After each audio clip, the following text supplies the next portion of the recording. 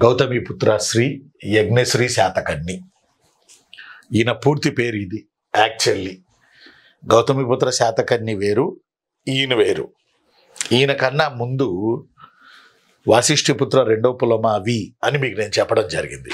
ఈయన కన్నా ముందు వాసిష్ఠిపుత్ర రెండో పులమావి రూల్ చేశాడని చెప్పా. వాసిష్ఠిపుత్ర రెండో పులమావి గౌతమిపుత్ర శాతకర్ణి సన్న కొడుకు. వాసిష్ఠిపుత్ర పులమావే కాదు, గౌతమిపుత్ర శాతకర్ణికి మరో కుమారుడు ఉన్నాడని, అతని పేరు శివశ్రీ శాతకర్ణి అని అంటారు. శివశ్రీ శాతకర్ణి కూడా కొన్నాళ్ళు శాతవాహన రాజ్యాన్ని ఏలాడు. వాసిష్ఠిపుత్ర ద్వితీయ పులమావికి యజ్ఞశ్రీ శాతకర్ణికి మధ్యలో శివశ్రీ శాతకర్ణి ఉన్నాడు. ఈయన శకులతో వైవాహిక సంబంధాలు ఏర్పాటు చేసుకున్నాడని, శకరాజు కుమార్తెను పెళ్లి చేసుకున్నాడని రాసి ఉన్నది. కానీ ఇది నిర్ధారణ లేదు. ఇదే శకులతో పెళ్లి చేసుకున్నాడు అనేది మరో రాజు దగ్గర వచ్చింది ఇప్పుడు. అందువల్ల శివశ్రీ శాతకర్ణి దానికి నేను అంత ఇంపార్టెన్స్ ఇవ్వట్లా. గౌతమిపుత్ర శాతకర్ణి, వాసిష్ఠిపుత్ర రెండవ పులమావి, తర్వాత శివశ్రీ శాతకర్ణి, ఇప్పుడు యజ్ఞశ్రీ శాతకర్ణి.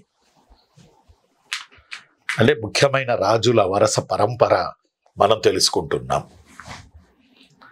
యజ్ఞశ్రీ శాతకర్ణి వైదిక మతస్థుడు, శాతవాహనులు బ్రాహ్మణులు.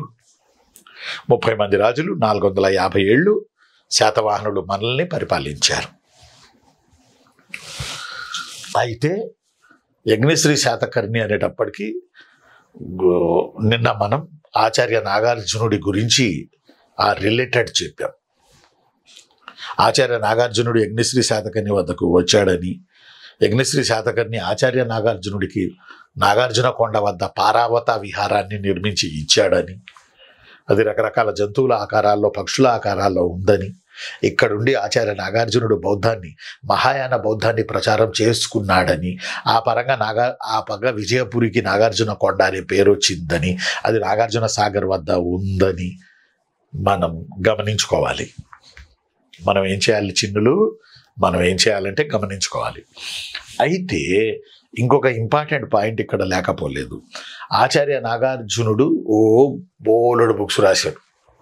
ప్రజ్ఞాపారమిత, సుహృల్లేఖే కాదు, శూన్యవాదం, విజ్ఞానవాదం, మాధ్యమికవాదం, ఆ తర్వాత మాధ్యమిక వాద శాస్త్రం, చాలా చాలా బుక్స్ రాశాడు ఆచార్య నాగార్జున.